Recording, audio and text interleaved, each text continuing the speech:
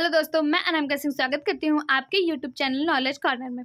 Friends, आप सभी को पता है कि हम लोग टीआरई 4.0 का स्पेशल क्वेश्चन जो हमारे एग्जाम में आने वाले हैं उसे डिस्कस करेंगे। साथ ही साथ अभी तक हमारे बिहार में जो भी क्वेश्चन पूछे जा चुके हैं, प्रीवियस ईयर क्वेश्चन को भी हम डिस्कस कर रहे हैं। अभी तक हम लोगों ने हिंदी इंग्लिश के 3 प्रश्नों को डिस्कस कर लिया है। आज जो हम डिस्कस करेंगे वो हमारा जनरल स्टडी का क्वेश्चन होगा। जनरल स्टडी के प्रीवियस ईयर क्वेश्चन और साथ ही साथ जो हमारे एग्जाम में देखने को मिल सकते हैं उनसे रिलेवेंट क्वेश्चन देखेंगे। ठीक है, तो हमारे साथ जुड़े रहिए, चैनल को लाइक करिए, शेयर करिए, सब्सक्राइब करिए। ठीक है, हिंदी इंग्लिश के क्वेश्चन को अगर आप लोगों ने नहीं देखा है तो आप हमारे चैनल को सब्सक्राइब करिए और हमारे प्लेलिस्ट में जाकर, हमारे वीडियो में जाकर हिंदी इंग्लिश के क्वेश्चन को जरूर देखिएगा। और इसी तरह के और वीडियो पाने के लिए कमेंट बॉक्स में हमें कमेंट करके अपना राय बताइएगा और चैनल को सब्सक्राइब करना बिल्कुल मत भूलिएगा। देखते हैं हमारा पहला प्रश्न है, विरामा अवस्था में स्थित एक पिंड एकाएक बहुत से टुकड़ों में बंट जाता है। फटने से बने टुकड़ों के संवेग का योगफल क्या होगा? क्या वो ऋणात्मक होगा, शून्य से अधिक होगा, शून्य से कम होगा, इनमें से कोई नहीं, या उपयुक्त में से एक से अधिक? आपसे पूछा है कि अगर कोई पिंड है वो विरामा अवस्था में है और बहुत अचानक से पिंड जो है बहुत से टुकड़ों में बंट जाता है, फट जाता है, फटने से बहुत से टुकड़ों में बंट जाता है। अब उसका संवेग पूछा है, उसका संवेग क्या होगा? तो इसका जो सही जवाब होगा उपयुक्त में से कोई नहीं, उपयुक्त में से कोई नहीं, ई इसका सही जवाब होगा। ना वो ऋणात्मक होगा, ना वो शून्य से अधिक होगा, ना ही वो शून्य से कम होगा।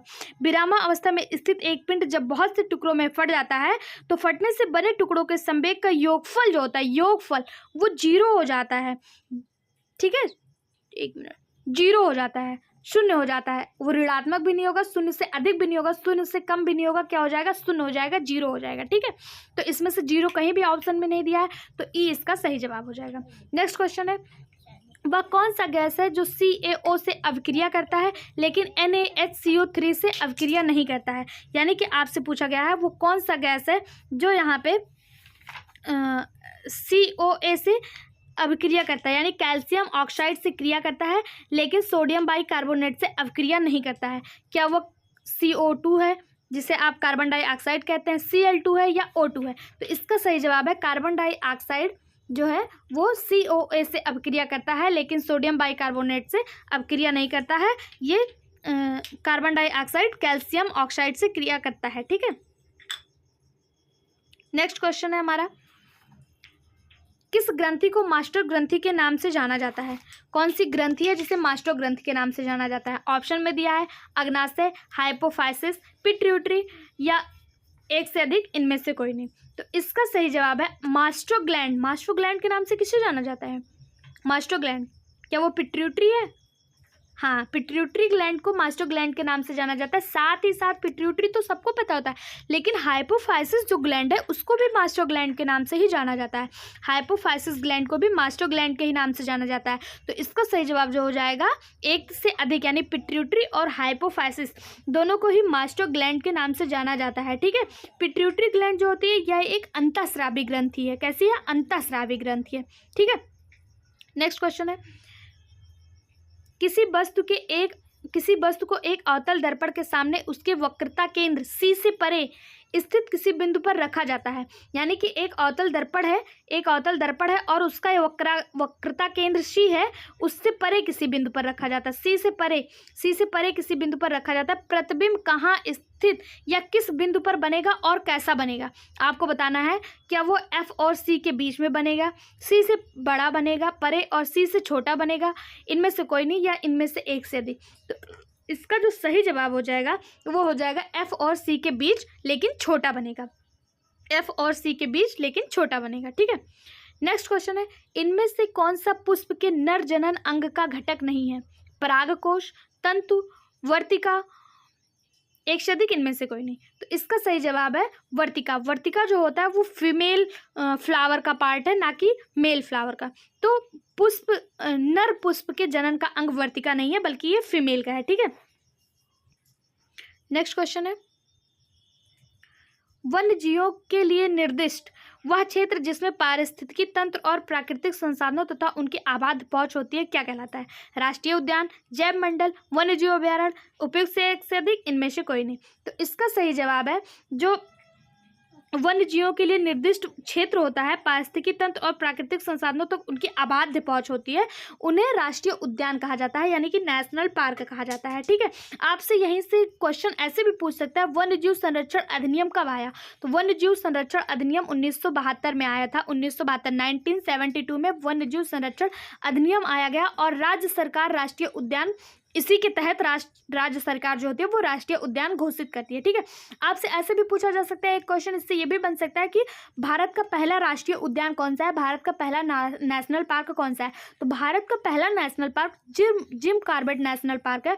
इसकी स्थापना 1936 में हुई थी, लेकिन जब इसकी स्थापना हुई थी तो इसे जिम कॉर्बेट नेशनल पार्क के नाम से नहीं जाना जाता था, बल्कि इसका जो नाम था वो हैली नेशनल पार्क था, हैली नेशनल पार्क, और इसकी स्थापना 1936 में हुई थी। ठीक है, बाद में इसका नाम चेंज करके जिम कॉर्बेट नेशनल पार्क कर दिया गया और यह अभी के उत्तराखंड में मौजूद है। पहले उत्तर प्रदेश में ही था, क्योंकि आप सभी को पता है उत्तर प्रदेश और उत्तराखंड एक ही में थे, और ये अभी के उत्तराखंड में चला गया है। ठीक है, Jim Corbett national park Bharat का पहला नेशनल पार्क है। हेली नेशनल पार्क के नाम से इसे जाना जाता था। 1936 में इसकी स्थापना हुई थी। ठीक, नेक्स्ट क्वेश्चन है, निम्नलिखित में से कौन सा विकल्प धमनियों की विशेषताओं का सही वर्णन करता है? यह हमारा टीआरई में आया हुआ क्वेश्चन है, बहुत ध्यान से पढ़िएगा। 4 ऑप्शन दिए हैं। मोटी भित्तियां होती हैं धमनियों की, यानी जो आर्टरीज होती हैं, क्या उनकी भित्तियां मोटी होती है? रक्त का प्रवाह निम्न दाब के तहत होता है। शरीर में विभिन्न अंगों से रक्त एकत्रित करती हैं। क्या आर्टरी जो होता है वो शरीर के विभिन्न अंगों से रक्त एकत्रित करता है? तो आपको ध्यान रखना, जो आर्टरी होता है वो शुद्ध रक्त ले जाता है, यानी कि प्योर ब्लड ले जाता है। तो ये शरीर के विभिन्न अंगों से तो ब्लड एकत्रित करेगा नहीं, क्योंकि ये प्योर ब्लड ले जाता है। तो यह जो हमारा प्योरीफाइंग ब्लड, जो हमारा हार्ट प्योरीफाई कर देता है, उसको लेकर जाता है। ठीक है, तो ये गलत हो जाएगा।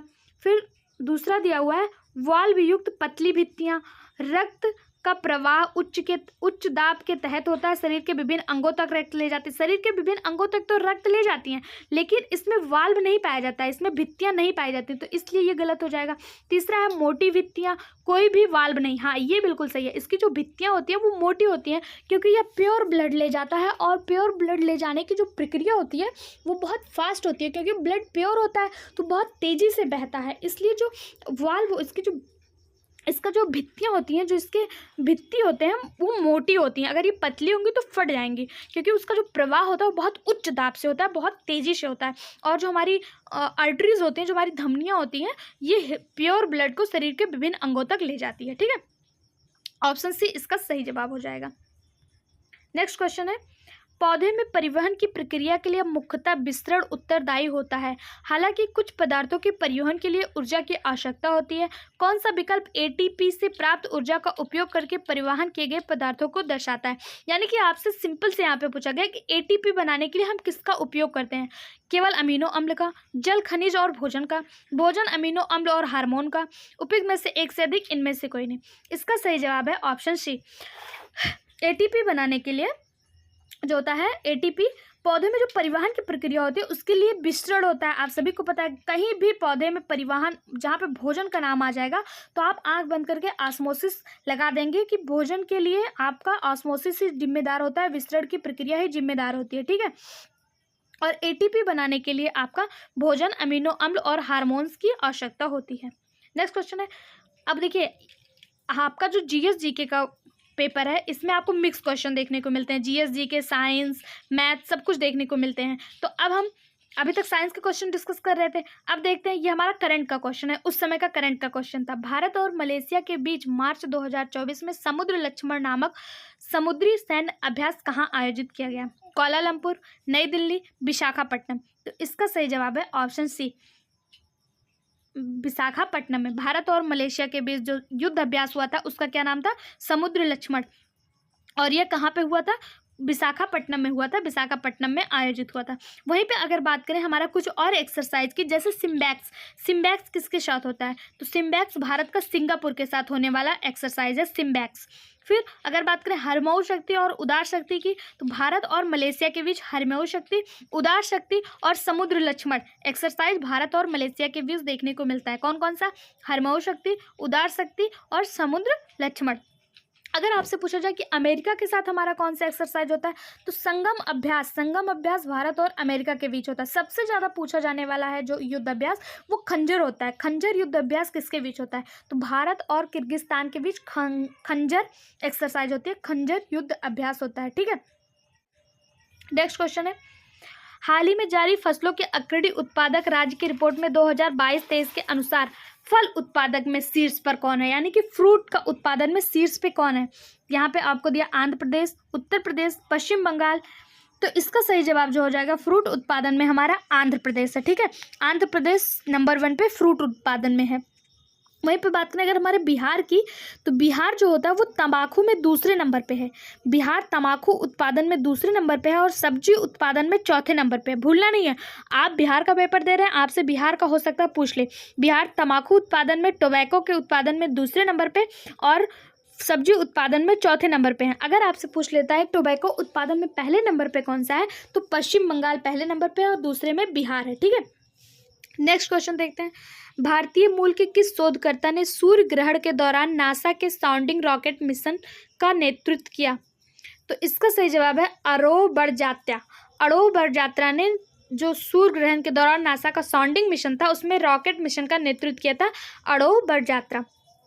ठीक है, भारतीय मूल के थे ये अरोव बड़जात्या। इन्होंने सूर्य ग्रहण के दौरान नासा के साउंडिंग मिशन रॉकेट का नेतृत्व किया था। जनवरी 2023 में एससी चरड़िया को नासा का नया मुख्य मतलब चीफ टेक्नोलॉजिस्ट नियुक्त किया गया था। किससे? एससी चरड़िया को चीफ टेक्नोलॉजिस्ट नियुक्त किया गया था। ठीक है, और इन्होंने क्या किया था? सूर्य ग्रहण के दौरान नासा के साउंडिंग रॉकेट मिशन में भाग लिया था। नेक्स्ट क्वेश्चन है, हाल ही में चर्चा में रही बिहार की रस्मी किस खेल से संबंधित है? तो यहाँ पे आपको 3 खेल दिए हैं, अंतर्राष्ट्रीय क्रिकेट, फुटबॉल, खो खो। तो रस्मी जो बिहार की रस्मी है वो कैरम से संबंधित थी। किससे संबंधित थी?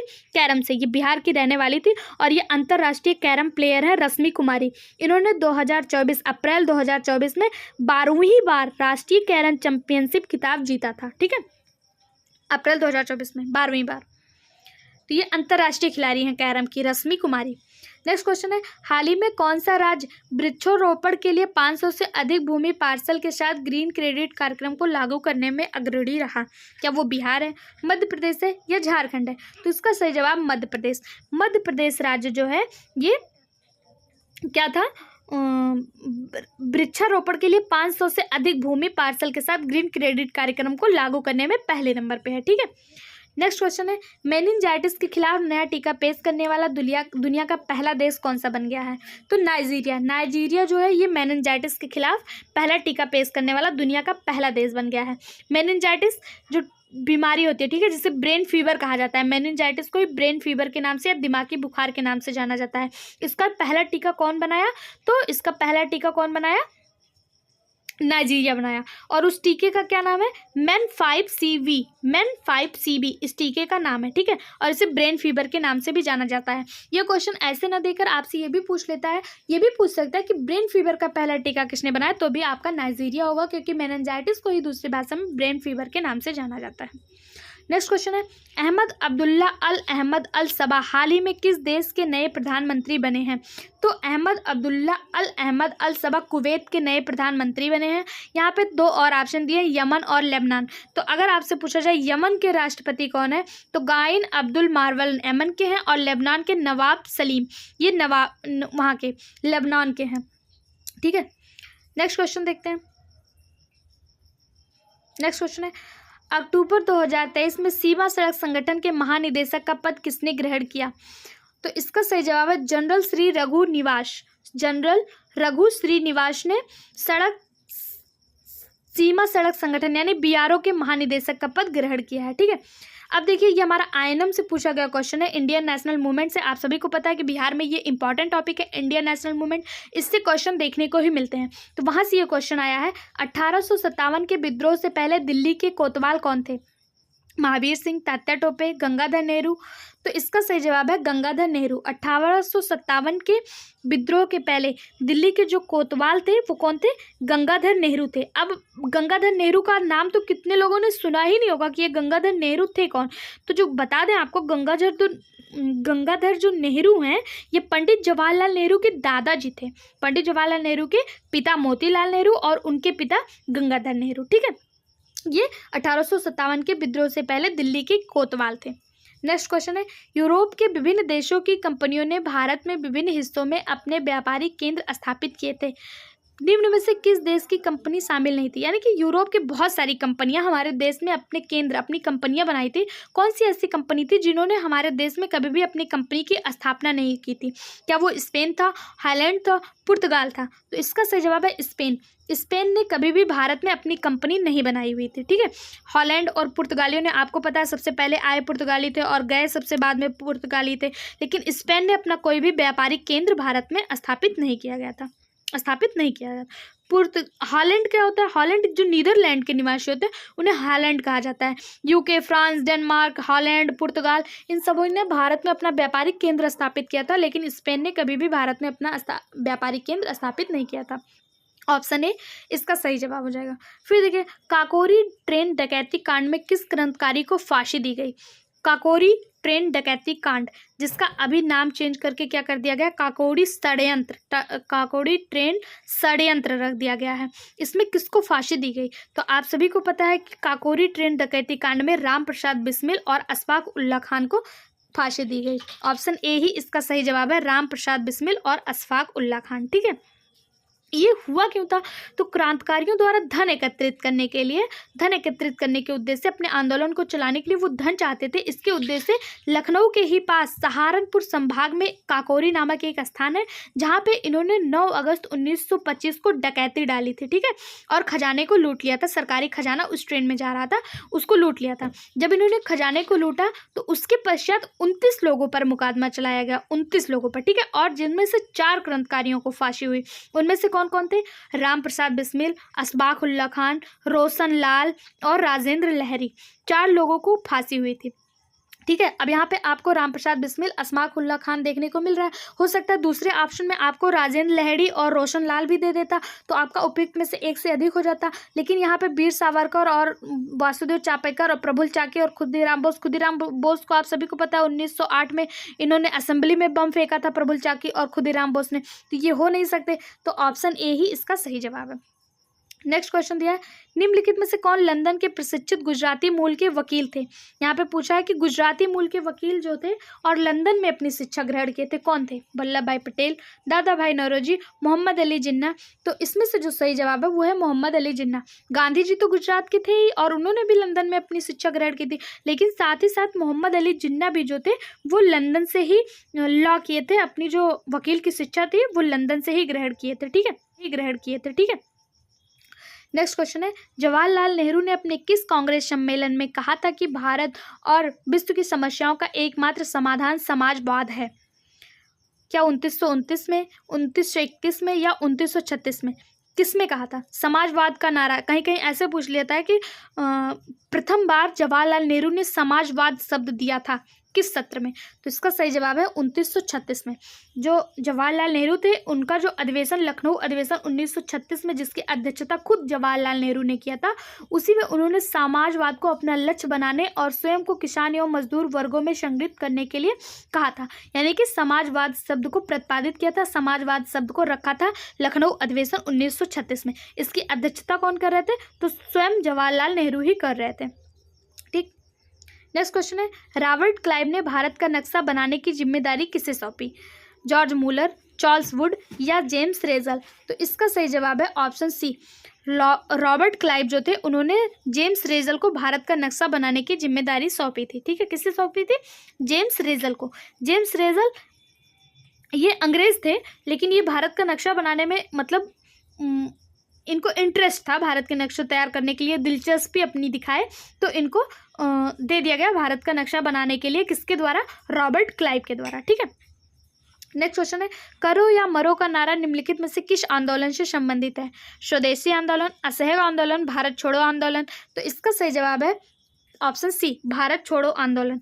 भारत छोड़ो आंदोलन में ही गांधी जी द्वारा करो या मरो का नारा दिया गया। 8 अगस्त 1942 की रात को कांग्रेस प्रतिनिधियों को संबोधित करते हुए महात्मा गांधी ने करो या मरो का नारा दिया था। कब दिया था? 1942 में, 8 अगस्त 1942 में। किसने दिया था? महात्मा गांधी ने दिया था। ठीक है, नेक्स्ट क्वेश्चन है, इनमें से बिहार के प्रथम राज्यपाल कौन थे? बिहार के प्रथम राज्यपाल, तो सर जेम्स डेविड शिफ्टन बिहार के प्रथम राज्यपाल थे। सर जेम्स डेविड शिफ्टन बिहार के प्रथम राज्यपाल थे। ठीक है, वहीं से आप अगर मतलब आपसे ये पूछ लिया जाता है कि बिहार के मतलब 1947 में बिहार के राज्यपाल कौन थे, तो जयराम दौलताराम। 1947 जब देश आज़ाद हुआ तो उस समय जयराम दौलताराम बिहार के राज्यपाल थे। ठीक है, नेक्स्ट क्वेश्चन है, भारत की भू सीमाएं कितने देशों के साथ जुड़ी हुई हैं? तो भारत की जो भू सीमाएं हैं वो 7 देशों के साथ जुड़ी हुई हैं। 7 देशों से भारत जो है वो अपनी बाउंड्री शेयर करता है। किससे? उसमें से सबसे छोटा अफगानिस्तान और सबसे बड़ा बांग्लादेश के साथ। लेकिन और कौन से देश है 5 और? तो पाकिस्तान, भूटान, नेपाल, चीन और म्यांमार। बांग्लादेश, अफगानिस्तान के साथ सबसे कम बाउंड्री शेयर करता है और बांग्लादेश के साथ सबसे ज़्यादा सीमा साझा करता है। ठीक है, नेक्स्ट क्वेश्चन है, भारत के विमानन उद्योग का आरंभ डैश में टाटा एयरलाइंस की शुरुआत के साथ हुआ, यानी कौन से सन में हुआ? टाटा एयरलाइंस में सबसे पहले भारत में विमान का उद्योग जो है मतलब वायुयान जो शुरू करने वाला था वो टाटा एयरलाइंस था। तो किस सन में आरंभ किया था? तो 1932 में। किसमें किया था? 1932 में। ऑप्शन सी इसका सही जवाब है। ऑप्शन 1932 में भारत में जो है वो विमानन उद्योग का आरंभ टाटा एयरलाइंस के द्वारा किया गया था। ठीक है, नेक्स्ट क्वेश्चन है, गोदावरी नदी के संबंध में से निम्नलिखित में से कौन सा कथन गलत है? यहाँ पे गलत पूछा है, बहुत ध्यान से पढ़िएगा। घटप्रभा, क्या गोदावरी की सहायक नदी घटप्रभा है? नहीं, घटप्रभा कृष्णा की सहायक नदी है। या पश्चिमी घाट की ढलानों से निकलती है? क्या गोदावरी पश्चिमी घाट की ढलानों से निकलती है? नहीं, गोदावरी पश्चिमी घाट के ढलानों से नहीं निकलती। इसका जल निकासी बेसिन आंध्र प्रदेश और कुछ अन्य राज्यों को कवर करता है, तो ये बिल्कुल सही है। गोदावरी नदी का जो जल निकासी होता है वो आंध्र प्रदेश और कुछ अन्य राज्यों को भी जो है शामिल करता है। अब इसको पूछा जाए कि गोदावरी नदी का उद्गम कहाँ से होता है, तो गोदावरी नदी का जो उद्गम होता है वो महाराष्ट्र के नासिक जिले के त्र्यंबकेश्वर नामक स्थान से होता है। ठीक है, कहाँ से होता है? महाराष्ट्र के नासिक जिले के त्र्यंबकेश्वर नामक स्थान से होता है। गोदावरी नदी की जो सहायक नदियां हैं उसमें पूर्णा, वर्धा, मंजरा, पेनगंगा, वेंगंगा, प्राणहिता, इंद्रावती, सबरी आदि इसकी सहायक नदियां। गोदावरी की सहायक नदियां कौन कौन सी हैं? पूर्णा, वर्धा, मंजरा, पेनगंगा, वेनगंगा, प्राणहिता, मंजरी, सबरी, ये इसकी सहायक नदियां हैं। और इसकी जो गोदावरी नदी है ये प्रायद्वीपीय भारत की सबसे बड़ी नदी है। इसे बूढ़ी गंगा के नाम से भी जाना जाता है। आपसे पूछा जाएगा बूढ़ी गंगा के नाम से कौन सी नदी जानी जाती है, तो गोदावरी नदी को ही बूढ़ी गंगा नदी के नाम से जानी जाती है। और ये प्रायद्वीपीय भारत की सबसे बड़ी नदी है, यानी कि सबसे बड़ी नदी पूरे भारत की गंगा है और प्रायद्वीपीय भारत की ये सबसे बड़ी नदी है। ठीक है, ये कहाँ से निकलती है? महाराष्ट्र के नासिक जिले के त्र्यंबकेश्वर नामक स्थान से निकलती है। नेक्स्ट क्वेश्चन है, निम्नलिखित में से कौन सी भारत की वह एकमात्र झील है जिसका निर्माण पृथ्वी पर उल्का पिंड के टकराने से हुआ है? तो आप सभी को पता है कि लोनार झील का निर्माण जो है वो पृथ्वी पर उल्का पिंड के टकराने से हुआ है। ऑप्शन सी इसका सही जवाब है, लोनार झील। ठीक है, लोनार झील भारत की एकमात्र झील है जिसका निर्माण पृथ्वी पर उल्का पिंड से टकराने से हुआ है। इसे लोनार क्रेटर्स के नाम से भी जाना जाता है, कहीं कहीं पर इसे लोनार क्रेटर्स लिखा जाता है। और ये है कहाँ? तो ये महाराष्ट्र के बुलढाणा जिले में है, महाराष्ट्र में ही देखने को मिलता है। ठीक है, ये ज्वालामुखी से निर्मित है, ज्वालामुखी से नहीं, उल्कापिंड के टकराने से इसका निर्माण हुआ है। ठीक है, नेक्स्ट क्वेश्चन है, भारतीय उपमहाद्वीप सामान्यतः इनमें से किस प्रकार की जलवायु के लिए प्रसिद्ध है? क्या वह उष्णकटिबंधीय मानसून, भूमध्य सागरीय या भूमध्य रेखीय? तो इसका सही जवाब है ऑप्शन ए, भारतीय उपमहाद्वीप जो है वो उष्णकटिबंधीय मानसून के लिए फेमस है। ठीक है, उष्णकटिबंधीय प्रकार की मानसून यहाँ को देखने को मिलती है, यहाँ की जलवायु उष्णकटिबंधीय मानसून है। ठीक है, नेक्स्ट क्वेश्चन है, वायुमंडल में ओजोन का स्तर कब से कम होना शुरू हुआ? 1980 से, 1995 या 1965? तो इसका सही जवाब है, जो ओजोन का स्तर है वो डिक्रीज होना शुरू हुआ 1980 से। 1980 से वायुमंडल में ओजोन का स्तर कम होना शुरू हुआ। ठीक है, 1970 दशक के अंत से, या फिर उसको ऐसे भी दे सकता है कि कौन से दशक से कम होना शुरू हुआ, तो 1970 के दशक के अंत से। ठीक है, या लगभग 4% औसत इसका जो है वो कम हो गया है। आपसे पूछा जाएगा ओजोन मंडल ओजोन मतलब ओजोन परत जो है ये किस मंडल में पाया जाता है? तो ओजोन परत स्ट्रेटोस्फीयर में पाया जाता है, यानी कि समताप मंडल में देखने को मिलता है। और इसको जो नुकसान पहुंचा रहे हैं वो सबसे ज़्यादा हमारे जो एयर कंडीशन होते हैं, जो हमारी एसी है या हमारा जो रेफ्रिजरेटर फ्रिज है, उससे निकलने वाली जो CFC यानी क्लोरोफ्लोरोकार्बन है, ये इसका जो क्लोरीन होता है वो बहुत ज़्यादा हमारे ओजोन को नुकसान पहुंचा रहा है, और इसी के कारण ओजोन का ज़्यादा से ज़्यादा क्षरण हो रहा है। ठीक है, CFC के द्वारा आपसे पूछ लिया जाएगा कि ओजोन मंडल की ऊंचाई क्या है, तो ओजोन मंडल समताप मंडल में पाया जाता है, और समताप मंडल की जो ऊंचाई है वो 15 से 50 किलोमीटर तक है, उसी के बीच में ओजोन मंडल देखने को मिलती है। ठीक है, ओजोन जो होती है ये एक गैस भी होती है, जो इसकी गंध होती है वो बहुत तीखी गंध होती है, और ये हल्के नीले प्रकार की गैस होती है ओजोन। ठीक है, आपसे पूछा जाएगा ओजोन परत को मापने की इकाई क्या है, तो ओजोन परत को हम मापते हैं डॉप्शन में। ओजोन परत को किस में मापते हैं? डॉप्शन में मापा जाता है। ओजोन परत को किस में मापा जाता है? डॉप्शन में। ठीक है, डॉप्शन, इसकी इकाई जो है वो है डॉप्शन। ओके, नेक्स्ट क्वेश्चन है, पहला भारतीय रिजर्व वन निम्न में से कौन सा है? सतपुड़ा राष्ट्रीय उद्यान, पेंच राष्ट्रीय उद्यान, काजीरंगा, या देखिए अब यहाँ पे नेशनल पार्क नहीं पूछा है, यहाँ पे पूछा है भारतीय रिजर्व वन। भारतीय रिजर्व वन पूछा, अगर नेशनल पार्क पूछा जाता तो आप काजीरंगा लगा देते, लेकिन यहाँ पे भारतीय रिजर्व वन पूछा है, तो भारतीय रिजर्व वन पहला सतपुड़ा है, ऑप्शन ए इसका सही है। सतपुड़ा या मध्य प्रदेश में स्थित है। सतपुड़ा राष्ट्रीय उद्यान ये मध्य प्रदेश में स्थित है। ठीक है, भारतीय वन अधिनियम 1927 के अंतर्गत सर्वप्रथम आरक्षित वन शब्द का प्रयोग हुआ था। ठीक है, यह मध्य प्रदेश के होशंगाबाद जिले में स्थित है सतपुड़ा। नेक्स्ट क्वेश्चन है, बिहार के किस जिले को सिल्क सिटी के नाम से जाना जाता है, यानी कि रेशम का शहर सिल्क सिटी के नाम से किसे जाना जाता है? तो आप सभी को पता है बिहार का भागलपुर जिला, इसे रेशम सिटी के नाम से जाना जाता है, सिल्क सिटी के नाम से जाना जाता है। ठीक है, भागलपुर में रेशम उद्योग एवं सिल्क टेक्सटाइल संस्थान भी स्थित है, इसलिए इसे सिल्क सिटी के नाम से जाना जाता है। ठीक है, बिहार जो है वो जूट के उत्पादन में दूसरे नंबर पे है। मैंने आपको बताया था टोबैको और जूट दोनों के उत्पादन में बिहार सेकंड नंबर पे है। ठीक है, भारत में सेकंड नंबर पे टोबैको और जूट के उत्पादन में। अब देखिए यहाँ तक हमारे जनरल नॉलेज के क्वेश्चन, जीके जीएस के जो क्वेश्चन थे वो खत्म हो गए। आगे के क्वेश्चन हमारे मैथ के हैं, तो हम मैथ का क्वेश्चन नहीं डिस्कस करेंगे, इसके बाद के वीडियो में हम साइंस के क्वेश्चन डिस्कस करेंगे। ठीक है, साइंस के जो हमारे प्रीवियस ईयर क्वेश्चन है। तो इस तरह के और वीडियो पाने के लिए चैनल को सब्सक्राइब कर लीजिएगा, साथ ही साथ बेल आइकन पर क्लिक करना मत भूलिएगा। ठीक है, जिससे आपको हमारे वीडियो मिल जाए। वीडियो को देखने के लिए थैंक यू सो मच। ज़्यादा से ज़्यादा शेयर करिए, कमेंट बॉक्स में अपनी राय बताइए और हमें मोटिवेट करते रहिए। Thank you.